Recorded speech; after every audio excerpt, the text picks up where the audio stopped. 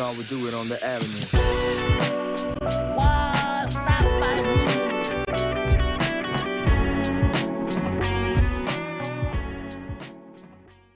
Hey, this is SeunevA Lifestyles presents Waas Sappening. Hey, today we got a couple of guests in here today.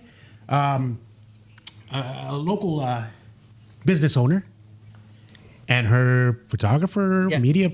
Yep. Yeah, Rudy and Carol. Yes. And we welcome you guys. Thank you for having us. Today you just have me and Jeffrey today, and Michael over there. He's working the mixer over there. He's in the sound booth. Yeah, but he could chime in with a couple questions if need be. We took the camera off him because it doesn't like him too well. Other than that, hey, thanks for coming in today. Appreciate it. Thank you. Jeffrey, real quick, any updates on any thing you got going on or what's been going on, anything like that lately? No, just same old, starting the new year off. So far, so good. Made it through the holidays. Went to Europe before the holidays. That was pretty fun and exciting. And came back rejuvenated, ready to attack 2026. Speaking of New Year's, when is it okay to stop talking about the New Year? I mean, wishing everybody Happy New Year. Anybody? I figure after January's over, you're done. Yeah. After January? Especially, I went after like day 2, day 3. If you haven't seen somebody in a while, then you Wish them Happy New Year. Happy New Year. I took an Uber over here, so I wished them a Happy New Year before I got out. Did you take down all your Christmas decorations and everything? I did. Right on. Yeah. As for me, I haven't done anything lately. Just same old stuff going on. Nothing great. But we're not here for me or you. We're here for our guest today. Yeah, absolutely. Somebody more interesting than us. Yes, way more interesting. And before we went on here, we had some great talk with Carol here. We did very interesting talk on what she sees out there and what she's feeling out there in the Chicano local business. But let's start off with Carol. Carol, where are you from? And I'm native to Arizona, so Okay. I grew up in El Miraje and Surprise before like any of that was out there. It was pretty much just the canal to go swim, and you go pick potatoes. That's pretty much about it. yeah, before everything was out there, right? Yeah, before any of that was out there. Northwest side. So you're native, Native. and you went to, what'd you say, Huizar? Oh, Yeah, I went to Desert. okay, all right. And how was it growing up out there? It's small town living, you know. I mean, it's like everybody knows everybody. Todos están chismoseando. You know what I mean? You're either like chismoseando about somebody's household, or you're going to church to chismosear about somebody's household. So it was like one of those situations. But other than that, I mean, it was just pretty much everyone kind of knew everyone. Everyone was kind of related in some way, you know, to someone. Connected Cousins, one way second or cousins, another. third cousins, kind of that kind of thing. Yeah. And do you have a lot of family out here? Not anymore. Well, obviously my grandmother passed, and then like, you know, everyone just starts to pass on. Sure. Everything, but no, not really. Not much family left now. So, I guess growing up and knowing your business, what you're doing right now, the nail salon or nail boutique, right? Mm-hmm. Did you always do that? Is that something you did when you were younger? No, not at all. Actually, when I was younger, I wanted to be a lawyer. Oh, really? Yeah. And I could see that actually. When you were talking earlier, I could see that. Yeah, I wanted to be a lawyer. I wanted to specialize in family and immigration. That's kind of what I wanted to do. And, you know, life happens and you take a different turn, and that's it. Yeah, life happens. Yeah. Right on. So what's the name of your nail boutique or salon? Do you call it nail salon or nail boutique? Cataleya's nail salon and Okay. boutique. Yeah. And where does that name come from? My daughter. Okay. Yeah. I This named was it- sitting right in between, huh? Yeah. Yeah. This one that tries my patience. So what else? So other than that, growing up, is there anything you did that pushed you towards this type of? Not necessarily. This actually started because when more later on, I became a single mom very, very young. I was a child, you know, having a child. And my mom always instilled about like having stability. She had only an 8th grade education. She never really pushed education, but hers was more about just instilling stability. Like, better always have car insurance, better always have health insurance, and have a job. Like, and be consistent in your way of living, right? Stable. So I think that mentality has always kind of stayed with me, like as in my adulthood.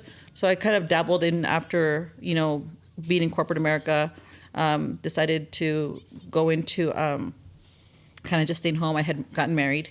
And during the marriage, I lost my first son to suicide. Sorry to hear that. And my husband and I kind of didn't really kind of know what we were going to do, right? I mean, he did it at home. And so we were kind of, you get lost, as like parents, if you're parents, you know, if something happens to your kid, you kind of feel like, how do you fix it, right? So we moved to Flagstaff and then came back to Phoenix. And then we still felt like we couldn't go back into the house. So we ended up moving to Cali. And then when we were in Samo, we started doing a lot of volunteer work, like in the streets with like the homeless community. Okay. And we started working with this organization called LA on Cloud 9. We found a passion in, like we both always had a passion in volunteering and giving back. And we really, really, really enjoyed it. So we ended up with this organization. And then that kind of was our thing out there, right? There just was so much need. And I still didn't have any idea whether or not I'd ever go back to work or what I was going to do. Because at that point, he kind of had me domesticated, and in all fairness, he was a doctor. So it was bound to happen that I had to stay home. He worked out here in Fort Mojave in Arizona. So he had to travel back and forth, for his shifts. After being there for a minute, he passed away in front of me and we were walking towards the pier, and he just collapsed and died. Wow. And then after that, like literally like 2 weeks later, I get a call. My dad died, and Wow. so at that point, my mom was like, "You need to come home. There's nobody there." And we didn't have any friends or family there. You know what I mean? Just the people that we have met, within the organization, and we already had 3 kids from the streets living with us already. So I wanted to wait until they were done with school because they were going to go to college. They wanted to go to college. So as soon as they transitioned into like moving out and I felt that they were stable already, then I came back home. And when I came back home, I really didn't know what I was going to do. And what year was this? This was in 2017. Okay. Yeah. That's pretty recent. Yeah. So then when I came out here, then I had my son who was 3 at the time. And I didn't know, I knew I didn't want to disappoint. I didn't want to be the single mom that I was back then. The one that you had to leave them at daycare all day long. You had to hustle to get from point A to point B. And you miss out on all of the other things, Yeah. you know what I mean, as a parent. So I said, I have no idea what I'm doing, but I'm going to buy that house and see what happens. By that point, my brother was still living. And so he helped me with my first house. And it turned out pretty good because I bought it at $430 and I sold it at 1.4. So you And started Nice. flipping houses. I started flipping houses, and I was like, oh shit, I'm good at this. So I took those investments, and then I just started kept it going. And then during that time frame, my brother passed. My brother and I were really close to each other. He's the oldest, I'm the youngest. So we just, oddly enough, happened to have a really good relationship. And when he passed away, I just kept flipping still. And then one day I just kind of was like, done. Really? Yeah. And what year is this now? So we're in 24. Okay. 2024. Yeah. So I did my last property in the beginning of 2025, sold it, and then I was done. I was like, I don't need to do it anymore. And what brings you to your current gig now? So during that time in 2024, a friend of mine was trying to convince me to leave that part of town and go to Scottsdale. So we started looking around in Scottsdale, and I started seeing different things it's just, you ever get lost in the drive and you're just kind of looking around and then your mind starts going. I started feeling damn, this sucks, man. I feel all this grief. I didn't know where to channel it. I had kept myself busy for so long that it just kind of literally all just went whew, and just all sunk in that drive. And I remember just feeling I need to do something more. I need to do something that actually helps other people. And I need to figure out what that is. So as we were driving, I started noticing all these spas and all these places. And then I even saw one that had our cultural stuff in it. It looked like a Latin shop, but it wasn't owned by Latin-based ownership. It just looked nice. And they, Right. you can tell they had Talavera pots and it was a, Caucasian owned. And we were out in Scottsdale and I was just like, you know what? There's no like, I started thinking about that movie Barbershop. Yeah. I kind of think about that. Yeah. Crazy enough. And I was like, there's nothing like that for women that like truly that depicts like our culture. You know, something that where we can go there and like not have to be, you know, in a space. We don't have a space. Like we don't have a space for ourselves. And so I said, you know what? And I have all this stuff that I have built up for so long, the grief, the loss, you know, still feeling my son, still feeling all the trials and tribulations, that I was like, man, if I feel this way, like there has to be other Chicanas that feel this way, because women naturally are, at least in my era, my age group, we're taught to, you don't get to sit down and feel sorry for yourself. You know, you don't get to cry. You don't, like, you're responsible to move forward. That's like, you have kids, you have a husband, you got to keep going. And I remember the time when my son died, my mom says, my son was 6 months old at the time. My mom said to me the next day, she was like, Mija, you get like a day to cry about it, feel it, and then you need to like start taking care of the baby. And I'll never forget like that, how that resonated, because it wasn't the first time she said it when something bad happened to me. It was just, I couldn't believe that she had said it when that loss happened, to be honest with you. And I did it. I listened to her. I didn't feel it. The next day I had to get up in the morning. I had to get food for my husband, take care of my other boys, and like make the funeral plans, like do all the stuff that you have to do, like go dress my son and everything. So it was like, it was true. And so I decided, you know what? I want a place that speaks to women. You know, I want a place that invites our cultural elements of what we grew up with, the color, the vibe.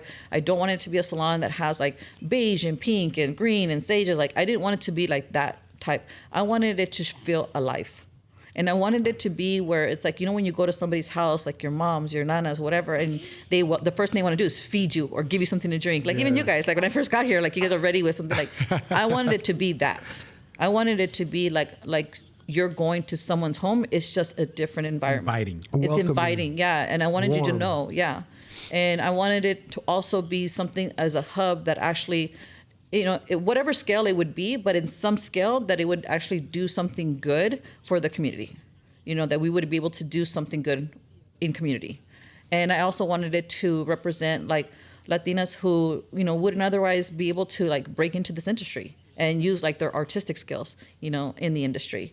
And so that's kind of how that stemmed. And I wanted it to be a business that, you know, doesn't just speak of empowerment and like say all these beautiful things that women want to hear, like, oh, we're all women supporting women. No, I wanted it to truly be like, I got you. Like, I'm loyal to you. Like, you know, I got you. You know, you want to rest? Like, I'll do what you're doing to show me, kind of that kind of environment. So all this, what you were inspired, but on the drive? Yeah, I just felt like I felt alone. Yeah. I felt alone, and I realized, shit, I don't have any friends. Like I'm at this time in my life, I was like, you know, I felt very alone. I felt like, you know, shit, you know, we get so busy being mothers and wives that we forget that we at one point had friends and we at one point had something for ourselves. You know what I mean? Right. And that's how, honestly, that's how I felt. I felt in the car. I was like, fuck, I'm alone, man. Like, Right. I feel lonely. So the drive was the pivot, and then from that point, then what's the next step? What did you take? Just started thinking, at that point, I was like, okay, well, I'm going to take my investment from this house. I'm going to put it into this idea. Didn't know what I was going to look like. It Right. kind of like the whole design, that just morphed throughout the process. Like, you know what I mean? I just knew what I wanted it to feel like. And the feeling is what drove the way it looks. So you were looking in Scottsdale. So what drove you to downtown? So when I was looking around, I wanted to be very like centrally located. And then of course, you know, all of my, you know, education and corporate stuff like that. Like I started thinking about like, okay, let me start pulling in statistics. Let me start looking at where nail salons are. And then I started realizing there's not a nail salon in downtown Phoenix. There's like one in the Arizona Center. But like I said, I was focused on our culture. Right. And I started realizing like, so I started pulling stats. I started looking for more information. And I started realizing that 98% of all nail salons in Arizona are Vietnamese owned. Wow. Yeah, it's insane. And when I started looking at the other 2%, they were Caucasian owned.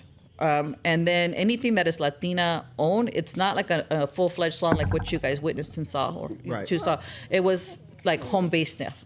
So it wasn't like a competing type of like a comparable. When you say home base, like literally out of the home. Yeah, literally got like it. out of the home. Yeah, right. home nail techs.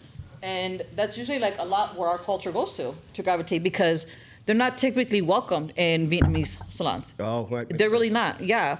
I have a nail tech now that she's only worked Vietnamese salons, and and I remember her telling me her experience was like, no matter what she did or how good she did it or how fast she did it, she was never going to get the pay that she would normally earn as the other Vietnamese, because she wasn't Vietnamese. So prior to that, did you get your nails done? No. No.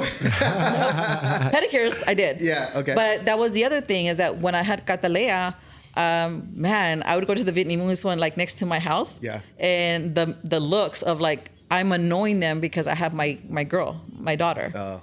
Like it was more of like just an inconvenience for them, for me to go get a service. Right. So I just stopped going. I was like, forget it, because it made me feel off, Right. And It wasn't welcoming. it wasn't. I felt like more like I was really honestly like inconveniencing them. Yeah. So, and they would rush to it just because if they would see me feeding her, I'm like, oh, I'm so sorry. Like, I just needed really quick to go and change her. And like, you can see the look, what I Right. mean? And then it just felt that way. Like it just, I felt ashamed bringing my daughter, you know what I mean? Yeah. Kind of that. It's unfortunate. Yeah. Yeah, kind of that thing. And so I knew whatever I created had to be about family. Yeah. So it sounds like you got a great business acumen. So how did you then start to approach an industry that you really don't know anything about? So obviously you got to do some research. So tell us a little bit. So I how did you the did research on like the location, like what existed, what didn't exist, but everything else, screw it, man, I just winged it. I was like, you know what? I didn't know any employees I didn't know anybody that did nails at all. You know what I mean? Like it just kind of was like, I'm going to create it, and I'm going to hope that if I get the word out enough, it'll resonate, or it'll attract the right people. If you build it, they Right. will come. and that And that obviously literally is how it happened. It happened. I put a post out on Facebook, and I made it very culturally, like the flyer, Right. and people asked about it, and that's kind of how that grew. When it first started, though, here's the thing, though, I put 150 into this location, not the one that you visited. Oh, okay. It was down the street, Oh. and then I was taken for 150. Ouch. Man. Yeah, by two Caucasian girls from Scottsdale. Yeah. Damn. They, I didn't run the project. It was already their project. It was going to be a nail salon already, but COVID hit and it kind of just sat there. And so, all I needed to do was like go and give money to finish it, right? But the actual like permit and all that was under their name. And so I just trusted the process, had faith. I'm like, took a leap of bound, and it's like, with an fe and see what happens. And after everything was all said and done, it was Christmas Eve when I met with the city inspector of Phoenix, who told me, Carol, I need to reg tag this place. This place did not follow the permit plans. It did not do this. It did not do that. I'm just like looking at him like, you're kidding. Yeah, this can't be true, right? Yeah. And so, but it was true. By this point, I really didn't know what I was going to do. Honestly, I didn't know what I was going to do, because I poured all my money into it. Right. You know what I mean? There was no loans. There was no, handouts to do it. Like I poured my savings into it. Right. And so I kind of sat there. We wanted to wait to see what they would do. And then January came along, and they were like, no, we're not going to pour no money into it. And so they're like, you got 3 days to get everything out. I mean, the nail polishes were on the wall. Like Wow. that's how Rudy and I had already worked on so much marketing. We did so much photography for all the girls. I lost employees because they were like, oh, now we have to wait for you to rebuild this again. Like, this is where the conversation we had earlier. And some of them dropped out. They didn't want to wait, and they were like, okay, I'm sorry that happened to you, but I'm not going to wait for you. And I was like, and at the time I didn't know what I was going to do. I didn't have the money to do it again. And I drove down Roosevelt as I was stressing out, like, where am I going to put all this stuff? Now I have to get someone, to come. Luckily, like I said to you before, I had subcontractors that have been always loyal to me. And they were like, don't worry about it. We'll move you. Tell us where you want it to go. We'll help you out, the guys. And then I was driving down Roosevelt, and I just saw this sign that said, leasing. Called it, and they asked me for my business plan. I'm like, oh, you want one of those now? Like, the other place didn't ask me for that. They just asked me for my financials. So I put a business plan together in 24 hours and put all my financials, sent it all over. Like the very next day, the agent says, the owners want to meet you. And so I made an appointment. I met with the owners, and it turned out that they had a, Lalo Cotas that does all the artistry. Mm-hmm. They had his murals all inside the building, inside the offices. And I'm like, I recognize that. And I was like, sure. And he happened to tell me, like, I'm all about the arts. like this man right across the street from me, elderly man, all into community and all about culture. And so from that, he's like, I'm going to help you out. Wow. I'm going to give you 105 to rebuild this. Wow. Oh, wow. Yeah. It's a blessing. Awesome. Yeah. So he did. And he allowed me to run the project myself. So I was the GC on the project, not knowing anything about commercial, just residential. And I ran the project, hired my subcontractors, got it all done. And from that, just designed it. And I just kept designing it and just kind of all manifested from there. It turned out great, man. And where is it located? On Roosevelt and 3rd. 3rd Yeah. Street Ave. Ave. Okay. 3rd Ave, yeah. 3rd Ave and it's Roosevelt. dope, man. Yeah, you got to go check it out. Like to the point that we beaded all of the tables ourselves, like one Really? rhinestone at a time. Wow. Yeah. Yeah. That's That pretty, place how, is like an Easter egg hunt. You go in there and you're gonna find something different every time. yeah. Yeah. So how many nail techs do you have? We have 8 in total right now. That's good. So the plan, remember, like I said, when we were talking about earlier about the faithfulness and loyalty. Well, so only 4 of them that are originals have stayed. I got one that, came from the Vietnamese salons, and we've kind of just hit us. So I feel like I now have a good team, and I think it has to do with age also. Our younger ones wanted immediate gratification, so those didn't last. And it's Of course, the unfortunate younger because generation. but it was unfortunate because my sole purpose was to actually help those younger ones, Sure. so that they don't have to be working at CVS, Walgreens, and Walmart. Like I could invest because they weren't making salary. I was paying them hourly. Yeah. So I wanted them, even though I would take hits in the first few months, maybe the first year, financially, it would be worth it for me because I would at least be giving them employment after having gone to school and paid $10,000, $12,000, $15,000 for nail school. But unfortunately, it's just a different, it's just a different way of thinking. So the ones that I have right now, they're older. They're women that have, mortgages and families and kids and very, very talented. And their attitudes are different. And they understand, in the grand scheme of things, like what this could be. Like they know that it's not now, but they see like the future. Like they can see the vision of what it could be for us, for women, for our culture. Like they see that. Wow. Well, I think some of that has to be attributed to your leadership, right? I mean, and plus probably, you have some sort of trust with these women because they've had a little bit more experience in that field with you, right? Or do you find yourself sometimes? Well, I wouldn't say necessarily the leadership because I've had to learn how to lead, and I'm more of an introverted person. What? Yeah. Wow. Yeah. And, but I am a Scorpio by nature, so I am loyal to the core until you piss me off, kind of Right. that person. Yeah. But it was different because remember, you got to think about it, 12 years working with men, totally different vibe. Like, Right. Vibe is different. There's no BS. Like, we can shoot the shit and then, like, go get lunch and then come back and start working. Like, Yeah. it's totally, we leave happy, we come happy. Right. That makes any sense. But I think that there's something to be said because I think you've allowed yourself to have that curiosity of learning. You're not somebody that went in there like you don't know anything about nail tech, right? And you're trying to act like and like no, you should be.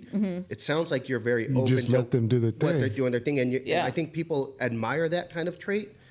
When you're like, okay, she's here, she's not trying to act like she knows, she's listening kind of to what we have to say, and then allowing us to do our. Oh, what we yeah, work with. definitely. Like, I did not know anything about nails or nail teching or any of that stuff. But in the grand scheme of things, like part of the ownership of having this business, have I sat there and done pedicures for them? Absolutely. Do I do the technical stuff that's with the license? No, I'll do everything else like to help them out. Do the cleaning, do the disinfecting, do everything so that they don't have to do it. Yeah, see, that's cool. And I don't mind it because I don't mind working. You know what I Right. mean? Like it's part of like my DNA. Right.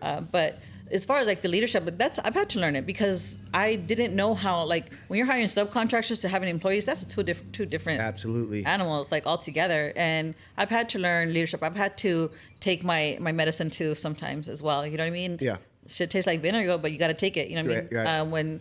And I think also there's a lot to be said because, like you said earlier, these are older women. They have more experience. There's more life behind them. Right. So they can appreciate, that how we speak with one another. You know what I mean? And they can also appreciate, and they give me grace. So I'll give you that. Like they give me a lot of grace because I've told them from the very beginning, like I'm so used to being around guys even my friends growing up were guys. Like, like my friends now are guys, and I'm used to it. We talk differently. You know what I mean? Like I talk differently to Rudy. You know what I mean? And I can say something, and he's not gonna get like hurt feelings really quick. Right. Maybe I don't even think about your feelings. Are you crying? So maybe Leave those at home. so maybe at the shop when you turn your back, they're like, Pobrecita, she doesn't know. That's probably what they say. But Leave her alone. the other plus side is that some of the women, like, also like they've been through some shit. You know what I mean? They've been Life through some. experience. They've been through some shit. So when I'm like a little bit hard, you know what I mean? They give me grace, because they know like it doesn't come from a bad place. Right. They just know like my background is working with men, majority, but also the fact that we just have life shit, that puts us to be a little bit harder, you know what I mean? And sometimes our delivery isn't the best. Somebody didn't have their coffee this morning. Yeah. Well, in our shop, it's more like somebody didn't have their tequila shot. I don't know. It sounds like it's a pretty cool like work environment for your employees. I mean, we're you know always what I messing mean? around. Like, It's a vibrant shop. And, You gotta and go it check should out. be that way. You know? We're almost messing around. I mean, it's like we do definitely thrive on the idea of like whatever, like our kids are getting on our damn nerves or whatever shit's going on. Like we try to really truly leave that out the door. But they also know that the door is open. So like if they need to talk their shit out, like, we're going to listen. You know what I mean? I may not have all the answers, but it's good to talk it out. And I feel like that's really, really important for my staff. And of course, bringing things for them as well. Like, Sunday, we negotiated with this girl that reached out. She was like, I really want to take my mom, my daughter, and myself to get, can we do a trade service? She happens to do the massage. I'm like, absolutely. You know what? I don't need it. Do it to my girls. They need it. Oh, hell So yeah. something like that, like I'll willing to do it because to me, it's like, I want to take care of them. You know what I mean? I want to make sure like I feed them. I, bring them food, I even did like what was the other one? The sound bath. Yeah. Like a meditation for them too. That's pretty cool. Yeah, like I bring things like that for them and for their benefit, and I try to do partnerships like even with the boutique out in Avondale, Marana's boutique, where they expose them their business. We do the nails, we match it to their clothing, and we partner like in that collaboration. Nice. So then the girls get to keep the clothes. You know what I mean? By promoting that business. Sure. That's pretty Nice. cool. Real quick before we take a break, though, I want to find out if there's somebody out there that wants to become a nail tech. What's the process, or how would you guide them to what they need to do? Oh, well, they do have to go to nail tech school. We ourselves, like my salon has signed up for an apprenticeship program, so they can actually, take 200 hours and apprentice at our shop once they start their nail program, their nail journey. And there's obviously schools in the valley. Yeah, there's multiple schools. A lot of the girls there also have information like how to get grants and scholarships to pay for it as well. Nice. Okay. Yeah. Check this out real quick before we go to break. One day I come home. I'm probably I'd be about 20 years old, living with my dad, and I go into the kitchen and there's a bunch of brochures on the kitchen table for doing like nail tech, to go to school to be a nail tech, and I was thinking like, was my sister here or something? Like, what? And I asked my dad, hey, what's this about? He's like, oh, I'm thinking about going to school to do nails. I say, what? And he goes, yeah, you know how many women you can meet? Like my dad, he loved the ladies. He did. And that was like, he was just looking for something to do. And I shit you not, he was really considering like going to nail tech school just to have an angle to meet more women and bullshit with the ladies. Believe it or not, I think if more men did it, they'd make more money than women. Oh, shit. Yeah. 100%. You need a 100%. 100%. Let me start by 20 hours. Yeah, I on a not so busy day on this past week, one of the workers, male, he was like had like these simple services. He turned every single one into a higher profit and I was like, how did you do it? I literally asked him like, Tony, how did you do that? And he was just like, women listen to men. Wow. Like when it comes to like the beauty stuff, and you know what? I'm gonna be like the Shit you not. Zohan of the nail industry. Because you know why? Because we want their opinion. We want their opinion. If they say, "Oh, that looks really good on you," like we really take it to heart, like believe it. Even though you may just be nice, like we believe it. Right. Damn. Yeah. So men would actually do really well in this industry. Nice. Message. Yeah. Let's take a break. Damn. Let's take a break, and then I want to get into what the expectations for somebody that's coming into the shop? Like, Okay. you know, what the vibe is, what.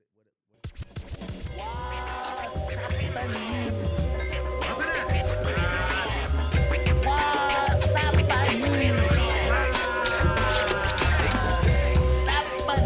Sappening. Waas Sappening. Yeah, Waas Sappening. That's it, you got it. Yeah. So, walk us through experience of walking into your nail salon. What when I walk through that door, or somebody I send through that door, what they're going to experience when they come through? I feel like Rudy's probably a better answer because he's actually walked through that, got experience himself. Yeah, I mean, like, luckily I've been there since, like, she's been building the place. So to me, it's just a shock and awe every time I walk in there because there's something new. Like, Okay. she's always adding something. But from the people I've invited over there, they've walked in there and it's just been, hands down, the first thing that they mentioned is the art. As soon as they walk in there, it's just like, boom. You're looking at vivid art everywhere, from on the walls to the nail techs working on the nails, the spa area in the back. Like, you walk into the restroom and it's all decked out. So it's like, and just the attention to detail as far as like everything that they've done in there, from like she said earlier, from the rhinestones glued to the cabinets and stuff like that. It's just, I mean, you can look at the pillars and they have engravings all the way up. So you look in every Detail. direction. Yeah, you look in every direction, you're gonna see something. There's not a plain spot in that building. So it's even if you're not looking for it, it's gonna call Something's out. gonna pop out at you. Exactly. And That's pretty cool. I'm gonna have to go check it out.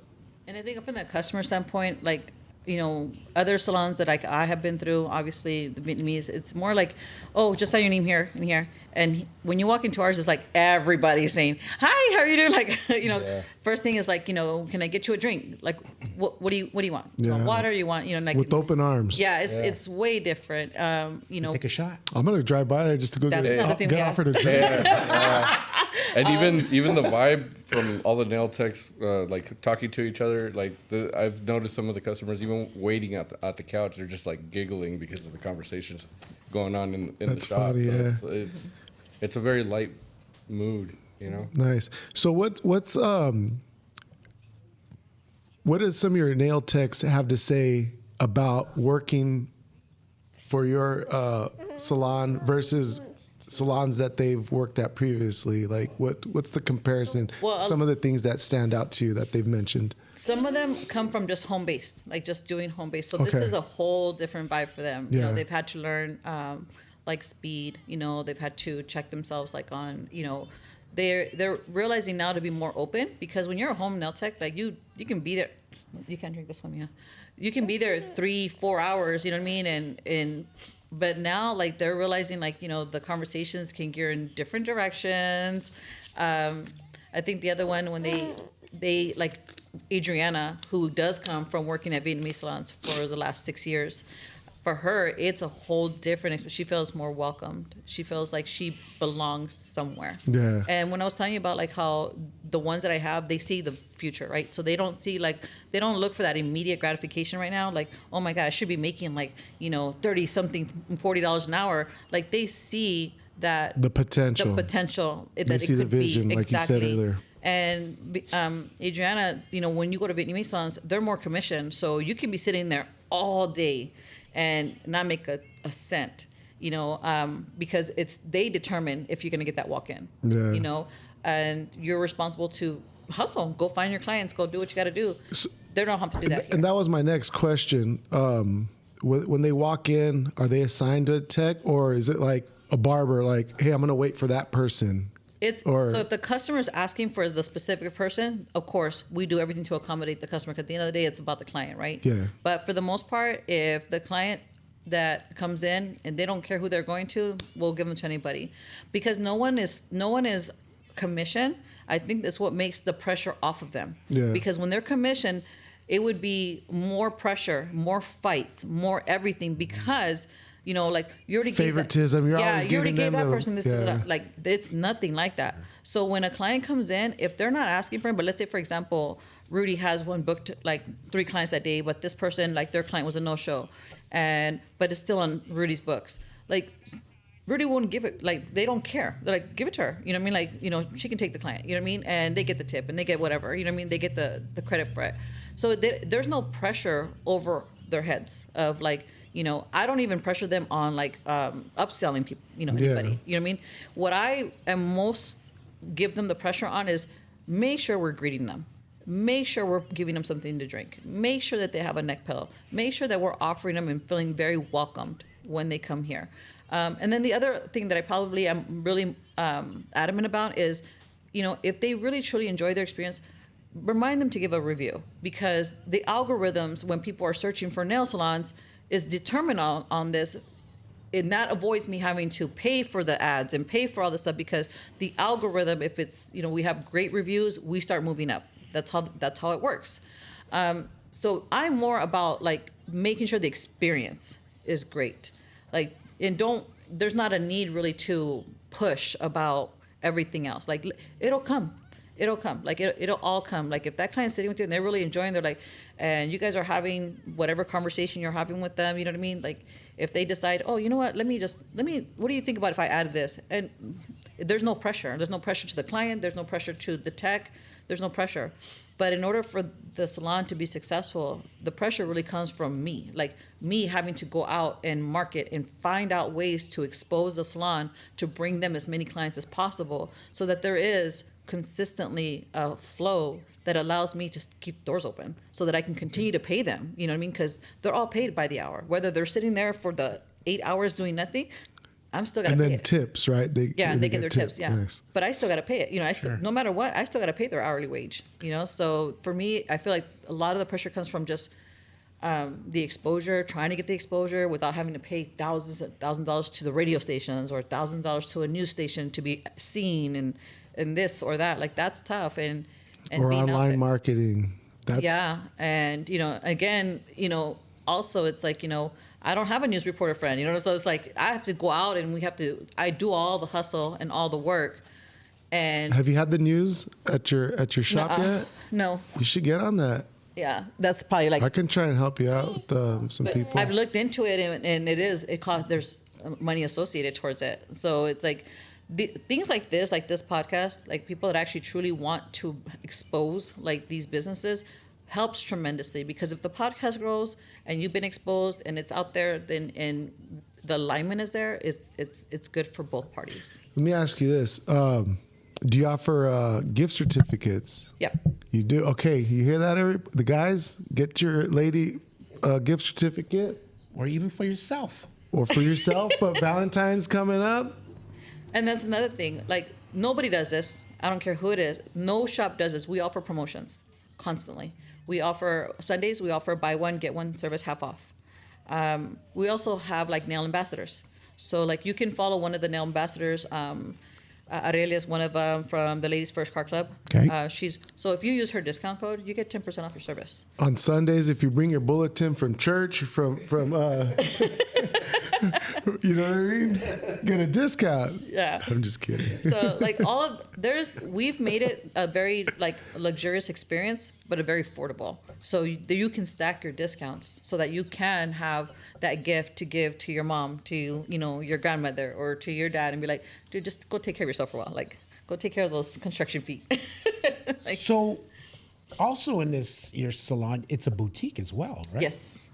Yep. Tell us a little bit about what goes on with that. I mean, what's all involved with that? So we just have a platform. Basically, we turned part of the space to showcase 20 small business owners, and they just sell their products out of there. We use some of their products either through our photography or through our services as well. Can you give us examples of what kind of? So there's a specific business that we actually do use her products. It's called 3 Kids, 1 Farm. Okay. Just basically a mom that has 3 kids and has a goat farm, and so she makes all of her products based off of goat milk. So wow. we use her soaps and her scrubs. Oh, soaps and scrubs. Yeah, huh? and her Okay. buttercream in my business. So instead of us, you know, having a mass purchase like from distributors, we use her products for our pedicures. Is this locally owned? Yeah, locally. Yeah. Okay. Yeah, she's out of Glendale. Yep. Wow. Yep. And so then we have like other that do like the jewelry business, and like we'll showcase that stuff in our photography. Okay. So if we're like doing like a shoot with Rudy, then it's about nails. We'll do it like against like one of their products to Okay. help like promote their Sure. businesses. Yeah. So If there's somebody interested in having their product displayed, what's the process for that? you just have to come by, you know. What I don't do is I don't do competing things. So like, for example, like if there's someone else that does like soaps and stuff, I probably wouldn't take them, because it's just really where I allow like that one vendor to have all the monopoly in that particular Okay. product line. Right. That's pretty cool. And you also have, Rudy talked about earlier, all the art. Mm-hmm. And it's So- local art, right? Yeah, so La Morena did our mural art in the main salon. So when you first walk in, you'll see a hand. Actually, it's an arm with my tattoo of my son's name, and the nails are all made of suicide prevention. Okay. And then when you go on the other side, where it used to be like the majority of the boutique, but now it's going to turn into cosmetology. That side has indigenous hands with the Cataleya flower. Okay. Yeah. So, And La Morena did all this. La Morena did those, and then through her connection, she introduced me to another artist called is Coloring the World, and he did like the phoenixes on 2 columns, one that rises up and one that's coming down, and then engraved in there are my son's and my grandkids' names Okay. are in that. And in the back, I had the girls all give me like one word that resonates with them, you know, and so you'll see like a whole wall that has like abuela, love, passion, affection, like just different words that resonate with what they believe to be true to them. And they're surrounded with like these frames, these gold frames that another artist did locally, also Cassandra Painting, who did all of that. She did all of my countertops for the sinks, for the nail stations. She did all the countertops based off of like literally placing flowers and resin, and she like did all the countertops there. What's the square footage of this place? It's probably like 2,000 square feet. Okay. Yeah. oh, nice. Yeah, it was a shell. It was like a garage. It was like a shell. And you just went in there and I had no like, I didn't know what it was going to be. So it just kind of all manifested into what it is now. There's one thing I didn't hear. No piece from Rudy? Know what? No piece from Rudy? No picture? None of his photography? Nothing? I am the art that's in there, man. That- I'm there daily. yeah. So tell us a little bit about yourself, Rudy. Like, what you know, how'd you get started in the film and photography? Do you film as well, or just photography? No, I do videography as well. Videography. Yep. Funny thing is, my brother, he's actually been shooting, doing photography for like the lowrider community since I was 18. Nice. So we've always been lowriders. At the time that he got me into it, to pick up the camera and go into it, this was back when we were doing like fundraiser for OG for Cynthia's mom. They're from Ladies Legacy, so we were doing a fundraiser for her. She needed medical expenses and stuff like that. Right. So you had Identity, Spirit, Majestic, like all the car clubs coming in, pulling for it, and kind of inspired me to like pick up the camera and start doing it too. Nice. And then later on down the line, I ended up working with NBC. So Oh, that's pretty cool. like most people go to travel and pay to most of the places that I went to. So I was there getting paid, like Bahamas, Hawaii. So I got to see all these beautiful places. So I was just taking photos everywhere I went. And then once I got back, I started building it as a business. So I started doing photography for like modeling, cars, weddings, everything. And then I noticed that, you know, like the single photo shoots here and there don't really cash out as much as like doing marketing. Marketing, now you're building a relationship and a network prolonged. So it's better, and you're not like hunting for the next Gig. The next gig, you know? Yeah. So it's like And so, are you an Arizona native? Yep. You grew up around here? Yeah. What part of town? a little bit of everywhere, man. Like I Where- was born in Good Samaritan, so like right around that neighborhood. That's where I was Okay. raised. All right, yeah. And Where, then where'd you go to high school at? North High. North High? All right, Yeah. cool. So, but I was pretty much from here, and I grew up also in Canutillo, Durango, so on the family farm. Yeah. So, a little bit like Here and there. So how did Yeah. your paths cross? Yeah. How do you two know each other? I was looking for a photographer when I knew that I think it was like I wanted to do pictures of the kids. Yeah, I think I wanted to do pictures of my kids because I just didn't have any pictures of my kids with me. So a mutual friend introduced us, and I don't know, I think it was just like clicked really well. And when I started this idea of the venture, I was like, okay, you know what? Like, we vibed well. Like I could feel good energy. Okay. You know what I mean? And honestly, that's really what it was. It was like, we vibed well. It was good energy, and called Rudy and brought him on board. And God, he's been with me through the whole process, even the bad part of losing the other business. From that start, what that should have started to now, and he's kind of seen like people leave, people come, and it's just I don't know. It's just one of those people you just connect with. You know what I mean? Well, Yeah. professionally, and Yeah. he has a little girl, so our daughters play and kind of that kind of thing. Yeah. So you were there that night at Greg's event. Yes. Right? Yeah. Yeah. So Yeah, you were the one taking usually. photos. Okay. Yeah. Yeah, it makes sense. Right on. yeah. That's cool.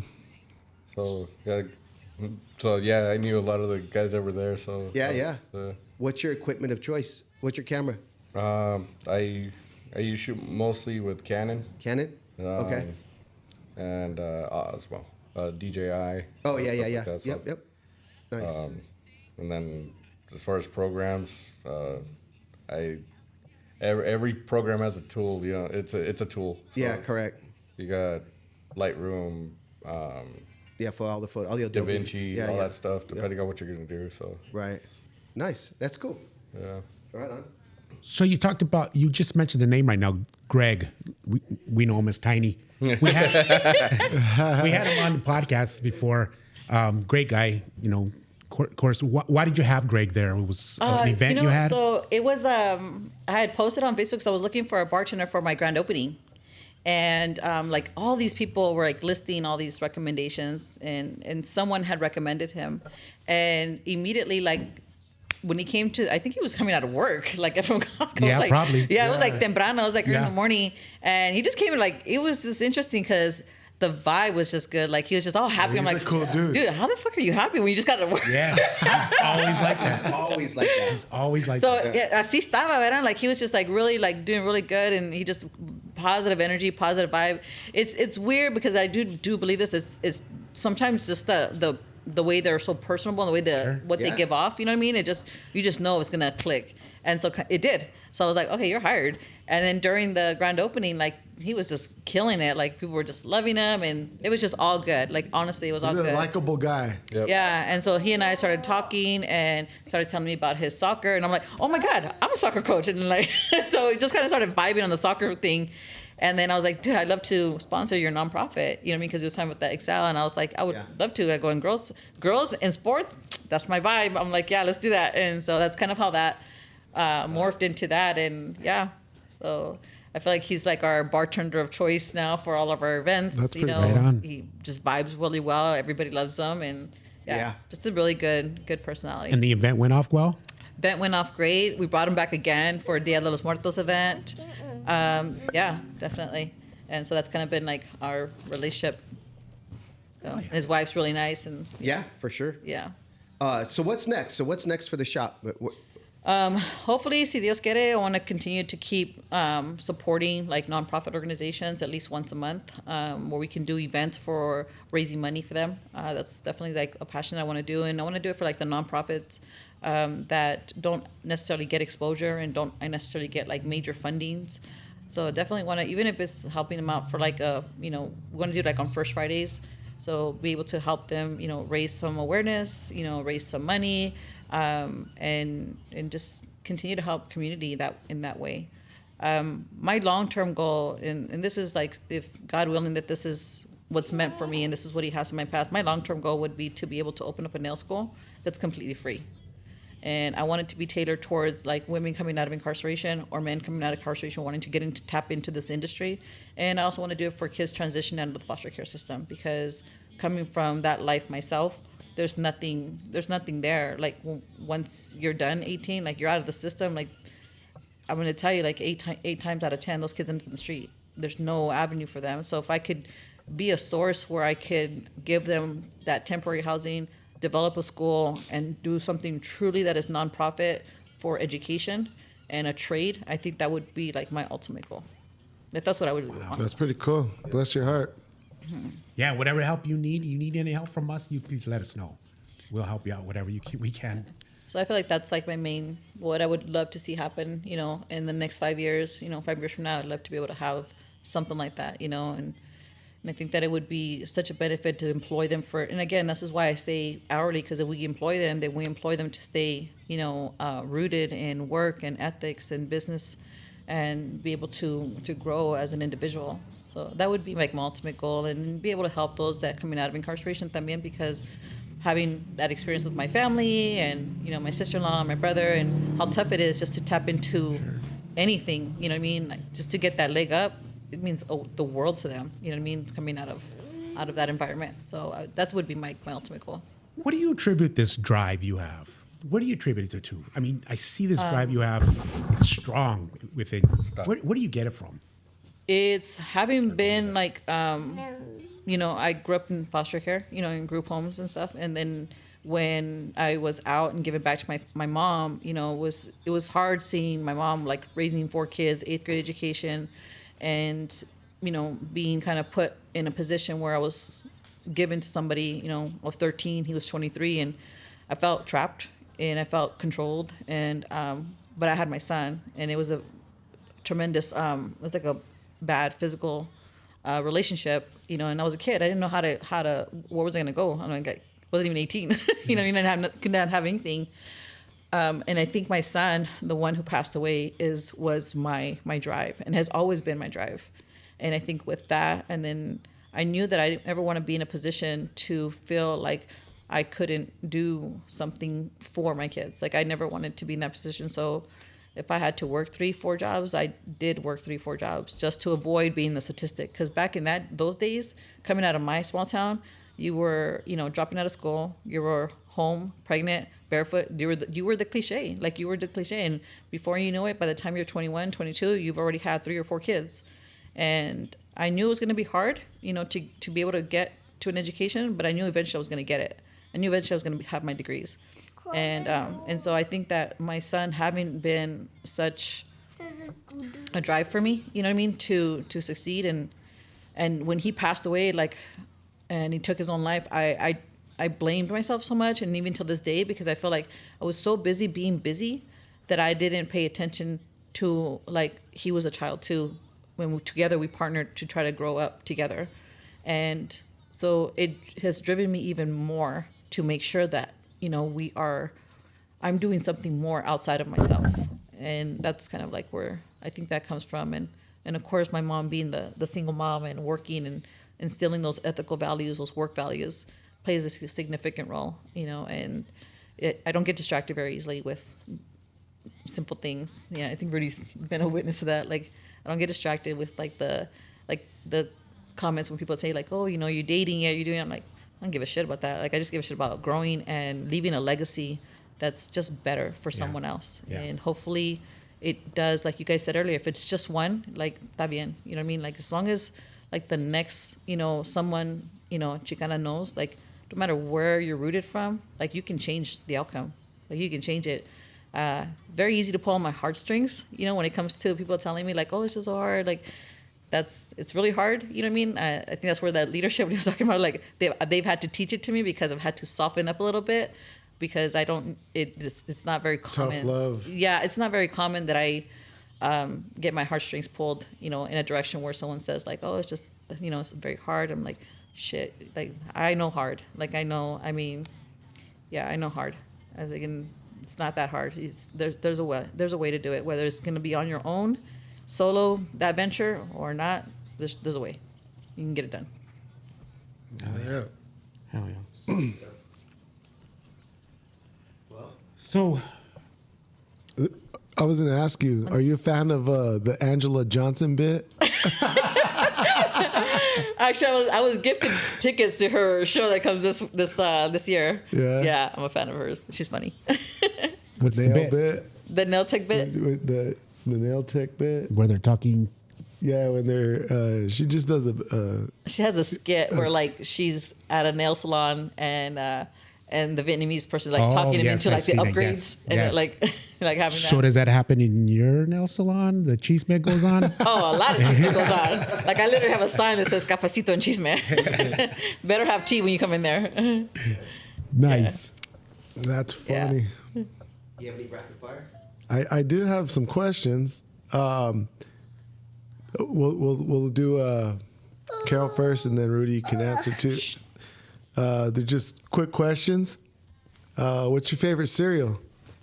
Frosted mini wheats. Fruity Pebbles. All right. When it comes to chicken wings, do you prefer drumsticks or flats? Flats. Drumsticks. Tacos or burritos? Tacos. Tacos. Are you a talker or a texter? Oh, talker. Hate texting. Yeah, Both, both. unfortunately. Do you have a nickname?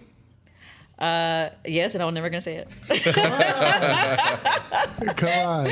My brother gave it to me when I was little. Kwai Chang. Kwai Chang. Quachang? Yeah, because Chang. because we have like really small eyes and they get really chinitos. Yeah.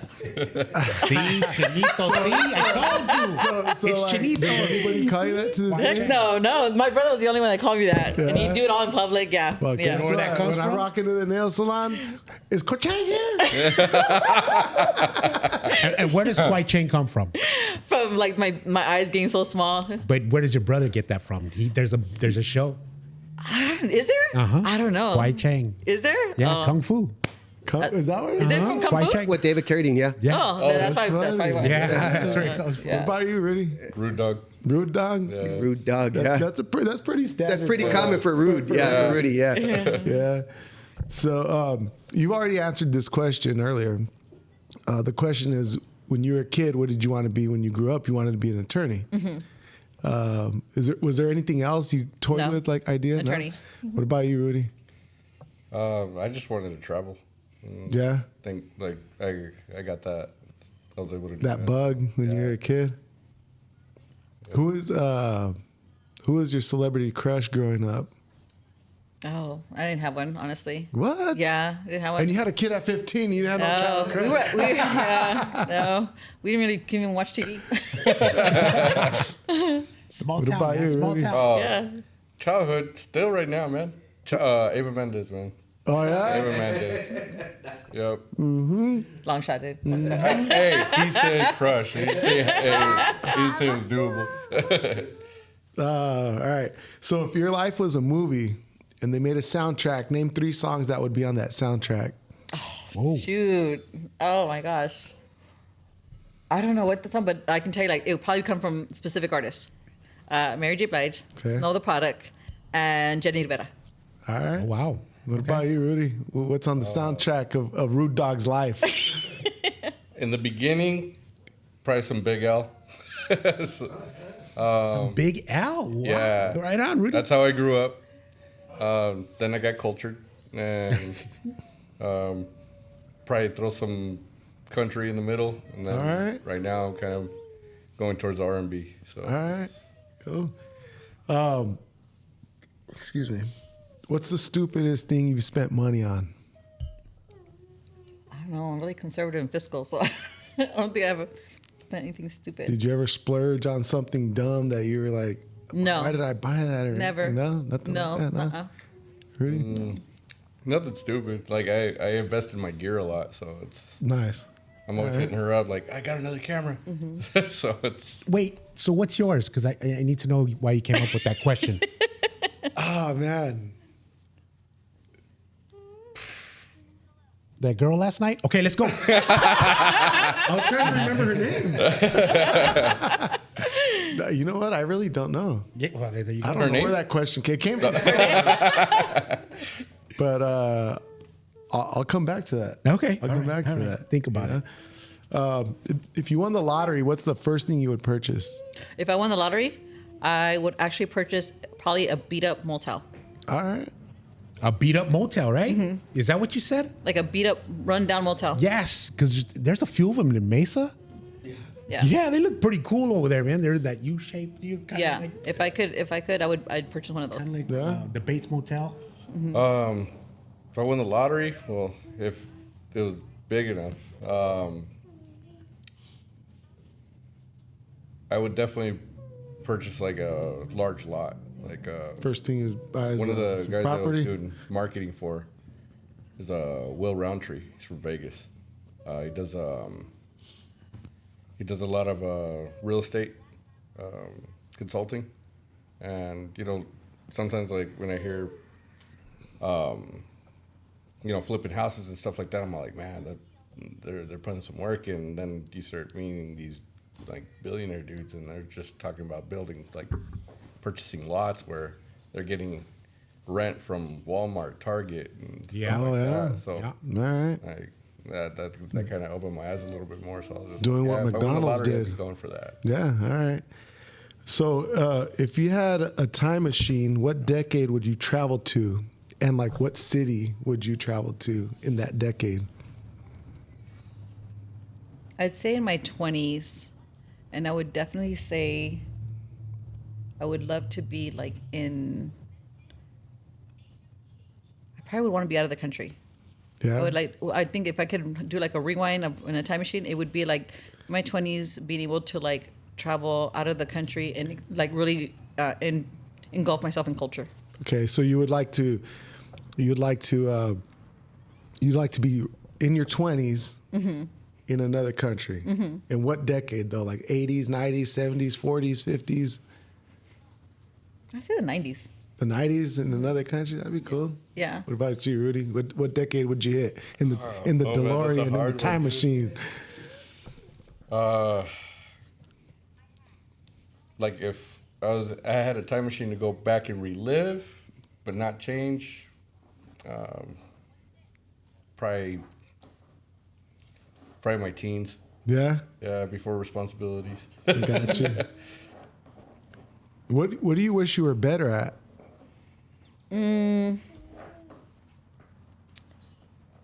Delivery.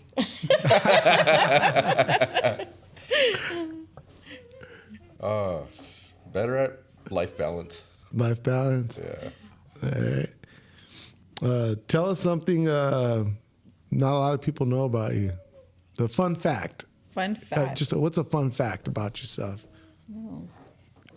Tell us, quite Jing. That's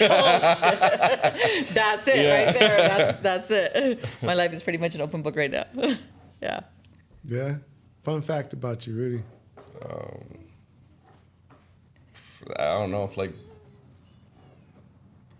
I'm a workaholic, so like if I'm adjusting to whatever I'm doing, instead of like sitting and relaxing, Yeah. You got to be doing something. I'm like, okay, so what else am I gonna pile on? I got you.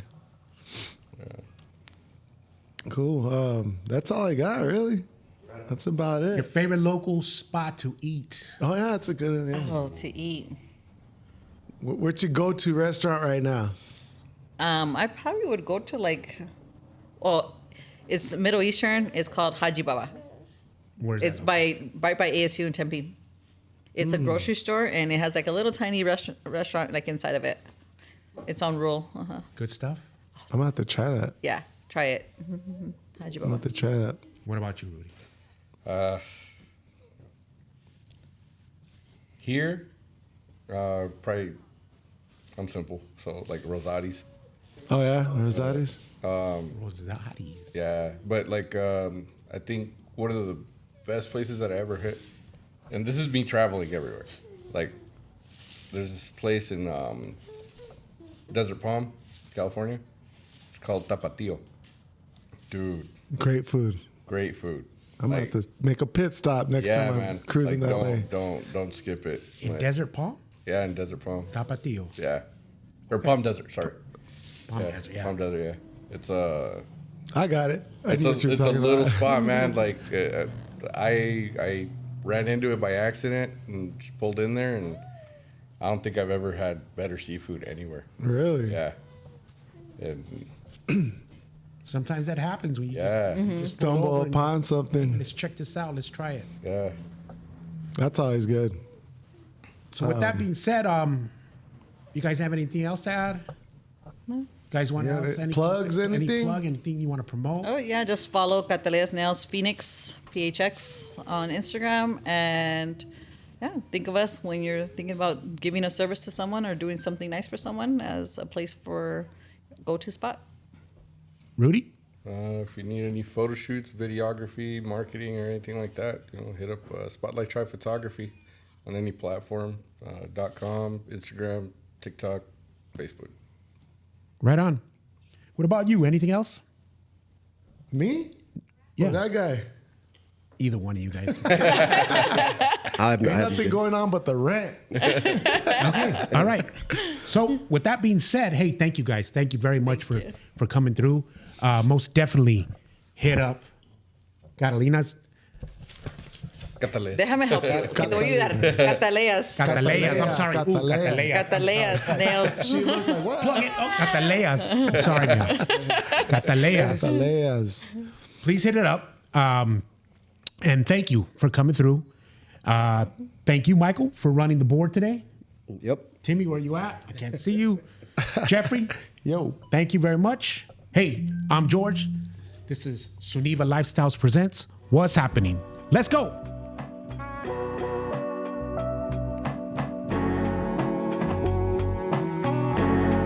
This is how we do it on the avenue.